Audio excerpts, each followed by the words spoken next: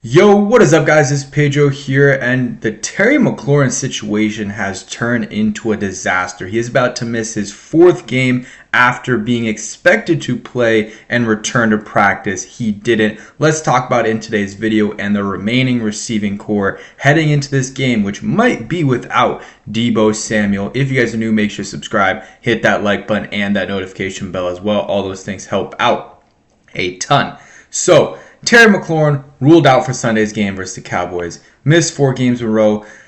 Him being ruled out today wasn't a surprise, but earlier in the week, there were high expectations that he would be back. That's what the reporting was saying, before the Commanders game against the Bears, but then also after the Bears game as well. They're saying he was progressing and all things like that, and he was expected to return to practice. And that's what JP Finley said. You look at this. This is October 15th, so a couple days ago. Said, so this is what, today is Friday, this is Wednesday. Said we'll practice this week. Today's a jog through, and tomorrow will be full speed. And guess what? He did do a jog through and was a limited participant. And then the next day, guess what? Goes to a DNP. So the reason I'm saying this is a disaster is just because of all the different factors that are going into this situation. One, we have the whole, the training camp holdout, all the contract stuff that, a lot of people think played into this. And I'm not going to disagree with you. It's a soft tissue injury. You look at a lot of the receivers that have held out in the past. They've had injuries, during that season they played. But going back to it, he had the injury. They were, they got a first opinion, then they got a second opinion. Once you start getting into the different opinions on a, what they were saying, not a big injury, it might be a big injury. And I think that's what happened with Mclaurin. He's already out for 4 weeks. That's a fourth of the season. That's no joke. And that's no joke at all. And the fact that, it's every week, think he's going to have a chance. I mean, the first week or two, we kind of knew he wasn't going to play, after a couple days. But then after that, it's gotten to the point where we think he's going to play heading into the week and then not. And I know a lot of people are saying, they should have put him on IR. I'm fine with them not putting him on IR. Yeah, it does take up an extra roster spot. But the fact is, if he had a chance to come back this week, it's worth it instead of putting him on IR. And you only have a limited amount of IR spots that you can, get guys to return from. So obviously they would use it on Terry if he, was able to return after being on IR. But, they already had, used some, and they have a bunch of guys that are on that list that are going to, maybe come back. So if you can avoid putting someone on IR, that is a good move. So, there's a lot of things to disagree here with, the Commanders and maybe Terry Mclaurin, how they handle the situation. But I think not putting him on IR isn't something to really get too worked up about. But, I do definitely understand, where everyone's coming from here. But I think the biggest issue is that he practiced on Wednesday a little bit, and then Thursday was a DNP. Maybe there was a little bit of a setback.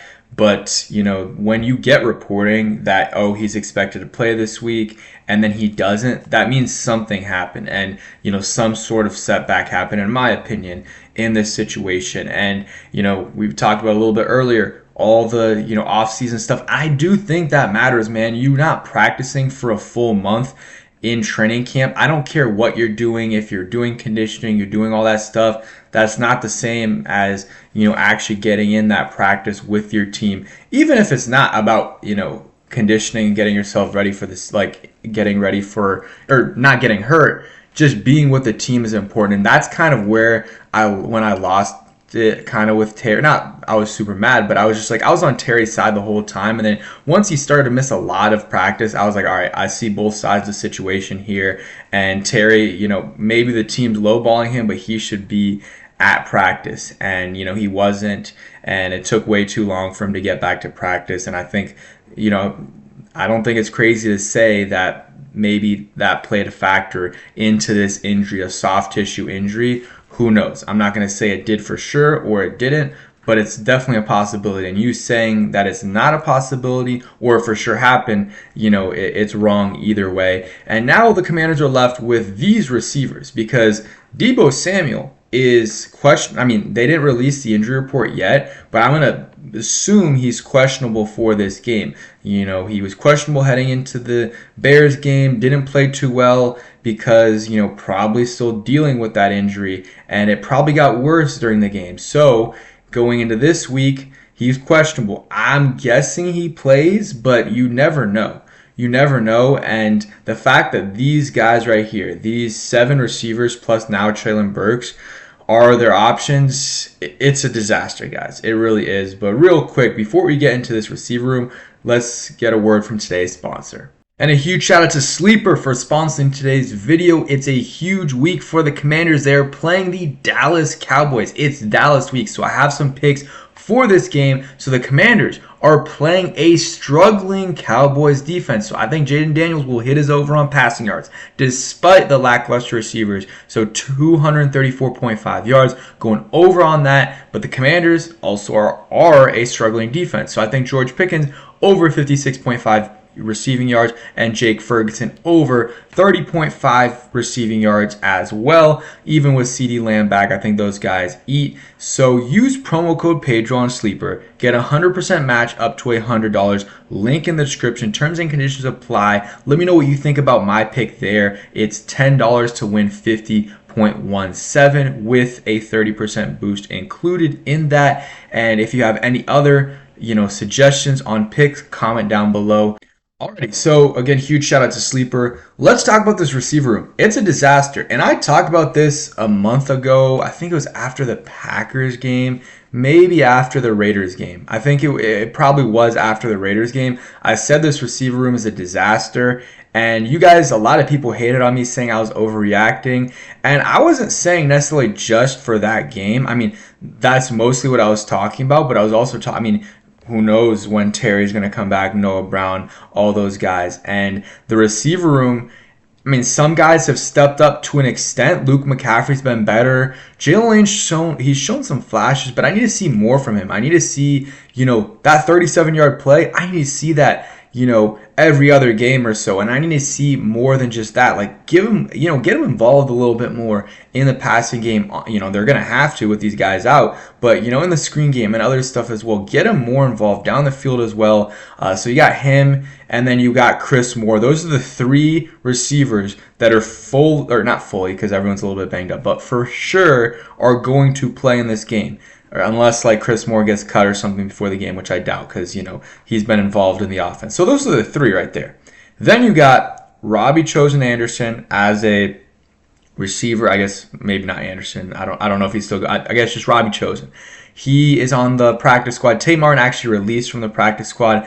I don't know if they'll sign him back, but the thing is, they already elevated him 3 times. That's the max in the practice squad. So he wouldn't go back to the practice squad. There, really would be no point. You either keep him on the active roster or you just take him off. So, and then you got Ja'Cory Brooks, who I would guess gets called up for this game, and then Jacoby Jones, the UCF rookie, not related to the other Jacoby Jones. So those are the receivers. It's ugly. And then I think I said earlier, Treylon Burks also. He's on the practice squad. I don't know. I know Ben Stanek predicted he doesn't get called up this week, but he might have to, considering the options on the team. But if not this week, for sure, he will get called up next week and, hopefully be a good addition to the Commanders. I have a good feeling about Treylon Burks. Obviously, he hasn't panned out so far, but also it's a low risk, potentially high reward signing. And, he played in a similar offense in college than what the Commanders are running now, and playing with Jaden Daniels is a lot better than playing with Malik Willis and Will Levis for the start of your career. So he's got to be healthy, and hopefully he is now. And let's see what he can add to this offense. I really would be excited to see him play against the Cowboys. I know it's probably not going to happen, but a man can hope. So these are the receivers right now. Like I said, it's not looking good, guys. Luke McCaffrey, if Debo's out, is your wide receiver 1. Honestly, it's going to just be the Jalen Lane, Luke McCaffrey, and Chris Moore show. We'll see. Maybe Robbie Chosen will ball out. Probably gets called up this week. I know. I just remember he had a big touchdown. I think it was Sam Darnold and the Jets against the Cowboys, probably 5 years ago. and a long touchdown by Chosen Anderson. I think they beat the Cowboys that week by a lot. So that was fun to watch. So hopefully, they can do that this week. And then I'm trying to think of any other things. Drake Jackson, the signing. Kind of talked about it when I made the video on Wednesday that I posted yesterday, that maybe this is a stash situation, and that ended up happening. So I know people are frustrated about it, but it's okay. Keep him on IR. See if, maybe at the end of the season you can call him up and see what he can do from there. But I don't hate that. Or just keep him on there for the whole season, and you just have team control of him. You have more options, I would say, and see what he can really do before you get him on the roster. So I understand people's frustration with that. I would be way more frustrated with the Terry McLaurin situation. He's been out 4 weeks, and it doesn't look like he's good for next week either. I mean, the fact that he's a DNP yesterday, and I'm assuming a DNP today, and ruled out before practice even starts, is very telling. And I do think a setback happened just because, everyone was reporting there's a good chance he plays this week. And I'm not saying that there's a setback because he's not playing. No. The fact, though, that he's ruled out, not even questionable, not even limited participant these last couple of days, tells me something happened. And that's just really unfortunate. And it sucks because now, this fan base is turning against Terry McLaurin. I get it. I do. We paid him, and he's, hurt, hasn't talked to the media in a month. I don't know if that's normal for injured players. I don't really know. But hey, it is what it is. Hopefully you guys enjoy this video. Hit that like button, all that good stuff. Check out Sleeper. Peace.